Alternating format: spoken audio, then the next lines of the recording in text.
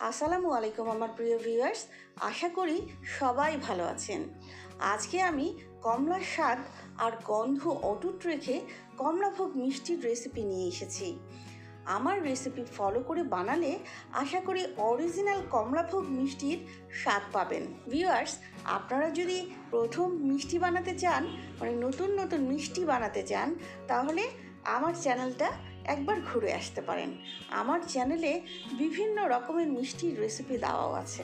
আপনারা আপনাদের পছন্দ মতো মিষ্টির স্বাদ উপভোগ করতে আমার চ্যানেলটি অবশ্যই সাবস্ক্রাইব করবেন এবং একবার হলেও ঘুরে দেখবেন। চলুন তাহলে ভিউয়ার্স, আমরা তাহলে আমাদের মিষ্টি বানানো শুরু করি। আশা করি আপনাদের ভালো লাগবে। শিরা বানানোর জন্য প্রথমে একটা হাঁড়িতে 2 কাপ পরিমাণ চিনি নিয়েছি। এখন এর মধ্যে দিয়ে দিচ্ছি 1 কাপ পরিমাণ অরেঞ্জ জুসটা আমি ছেঁকে দিয়ে দিচ্ছি, যাতে এর মধ্যে কোনো লাম্পস না থাকে। ভিউয়ার্স, আমি এখানে 2টা বড় সাইজের মালটা এভাবে জুস করে নিয়েছি। এখন এর মধ্যে 3 কাপ পরিমাণ পানি দিয়ে দিচ্ছি। যে বাটিতে জুস ছিল সেটা ধুয়ে পানি দিয়ে দিচ্ছি। চিনির ডাবল পানি দিতে হবে। একটু নেড়ে মিশিয়ে চুলায় বসিয়ে দিচ্ছি। এখন একটা প্লেটে 1 কাপ ছানা নিয়ে নিচ্ছি। আমি 1 লিটার দুধ থেকে টক দই দিয়ে ছানা কেটে নিয়েছি। ছানা ভালোভাবে ধুয়ে 4 ঘন্টা ঝুলিয়ে রেখে পুরা পানি ঝরিয়ে নিয়েছি। আমি সবসময় টক দই দিয়ে ছানা কাটি, এতে ছানা খুবই পারফেক্ট হয়। ভিউয়ার্স, আমার চ্যানেলে কিভাবে আমি ছানাটা তৈরি করি তার ভিডিও আছে, আপনারা সেটা দেখে নিতে পারেন। এখন এর মধ্যে দিয়ে দিচ্ছি 1 চা চামচ পরিমাণ ময়দা, 1 চা চামচ চিনি, 1 চিমটি বেকিং পাউডার। এখন সব শুকনো উপকরণগুলো ছানার সাথে একটু মিশিয়ে নিচ্ছি।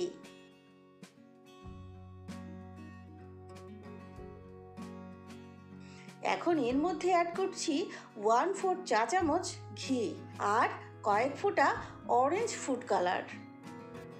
এবার এগুলো খুব ভালোভাবে ডলে ডলে ছানার সাথে মথে নিচ্ছি। হাতের তালু দিয়ে এভাবে ডলে ডলে ছানা মথে নিতে হবে। খুবই সফট করে মথে নিতে হবে। প্রায় 7 থেকে 8 মিনিট এভাবে মথে নেবার পরে আমার ডো একদম রেডি। এরকম নরম একটা ডো হবে। এখন ডোটাকে ছোট ছোট ভাগ করে নিচ্ছি।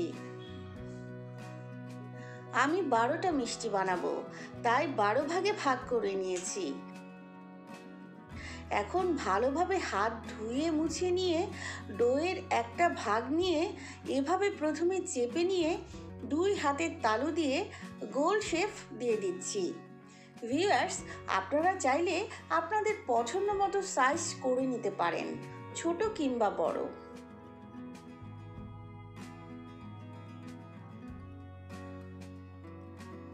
আমার সবগুলো বল বানানো হয়ে গেছে। আমার চিনির শিরাটাও কিন্তু ফুটে উঠেছে। এখন এই ফুটন্ত শিরার মধ্যে মিষ্টিগুলো ছেড়ে দিচ্ছি। শিরা জাল দিয়ে ঘন করে ফেলা যাবে না। একবার ফুটে উঠলেই মিষ্টিগুলো দিয়ে দিতে হবে। ঘন শিরা হলে মিষ্টির মধ্যে শিরা ঢুকবে না। ভিউয়ার্স, অরেঞ্জ জুস দিয়ে এভাবে শিরা বানালে মিষ্টি থেকে অরেঞ্জের একটা সুন্দর গন্ধ বের হবে। অরেঞ্জ জুস দিয়ে ছানা কাটলে মিষ্টির মধ্যে কমলার কোনো গন্ধ থাকে না। তাই পারফেক্ট কমলাভোগ মিষ্টি বানানোর জন্য অবশ্যই মিষ্টিগুলো এভাবে জাল করতে হবে। আর এমন একটা হাঁড়ি নিতে হবে যাতে মিষ্টিগুলো হাঁড়ির তলায় লেগে না যায়।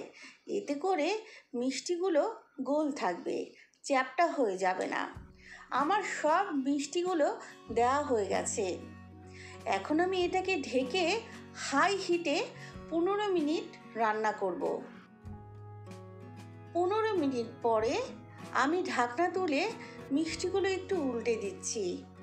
যদিও হাই হিটে জাল করলে মিষ্টিগুলো শিরার মধ্যে একা একা উল্টে যায়। এখন আমি চুলার আঁচ মিডিয়াম করে দিয়ে আবার ঢেকে রান্না করব 10 মিনিট। ভিউয়ার্স, ফিরে এলাম 10 মিনিট পরে। আমার কমলাভোগ মিষ্টিগুলো অলমোস্ট রেডি হয়ে গেছে। ভিউয়ার্স, এই অবস্থায় যদি দেখেন যে পানি কমে গেছে, তাহলে কিছুটা গরম পানি অ্যাড করতে পারেন। আমার শিরার পরিমাণ ঠিক আছে, তাই আমি আর গরম পানি অ্যাড করছি না। এখন চুলার আঁচ লো করে আবার ঢেকে রান্না করব 5 মিনিট। ভিউয়ার্স, এভাবে 30 মিনিট জাল করলেই মিষ্টি রেডি হয়ে যাবে। ফিরে এলাম 5 মিনিট পরে। আমার কমলাভোগ মিষ্টিগুলো জাল করা হয়ে গেছে। দেখুন ভিউয়ার্স, একটা মিষ্টিও ভেঙে যায় নাই, আবার চ্যাপটাও হয়ে যায় নাই। এখন চুলা বন্ধ করে দিয়ে এই রসের মধ্যে ঢেকে ভিজিয়ে রাখবো 5 থেকে 6 ঘন্টা। ভিজিয়ে রাখার পরে আমার মিষ্টিগুলো একদম রেডি। এখন একটা বাটির মধ্যে সার্ভ করে নিচ্ছি। দেখলেন তো ভিউয়ার্স, কি দারুণ একটা মিষ্টি হয়ে গেল। বাসায় যদি মালটা থাকে তাহলে খুব সহজে এই মিষ্টিটা বানাতে পারবেন। মিষ্টি থেকে কমলার একটা দারুণ গন্ধ বের হচ্ছে, আর খেতেও কমলা কমলা মনে হচ্ছে। তাহলে চলুন ভিউয়ার্স, মিষ্টি কেটে দেখি ভেতরটা কেমন হয়েছে। দেখুন ভিউয়ার্স, একদম ভেতর পর্যন্ত শিরা ঢুকেছে, আর দেখতে কতটা ইয়ামি হয়েছে। খেতেও কিন্তু দারুণ মজাদার হয়েছে। এতক্ষণ ধরে আমার সাথে থাকার জন্য সবাইকে অসংখ্য ধন্যবাদ। যদি আমার রেসিপিটা পছন্দ হয় তাহলে একটা লাইক দিতে পারেন, ফ্রেন্ডস অ্যান্ড ফ্যামিলির সাথে শেয়ার করতে পারেন। আর নতুন ভিউয়ার্সরা নোটিফিকেশন অন করে আমার চ্যানেলটি সাবস্ক্রাইব করতে পারেন।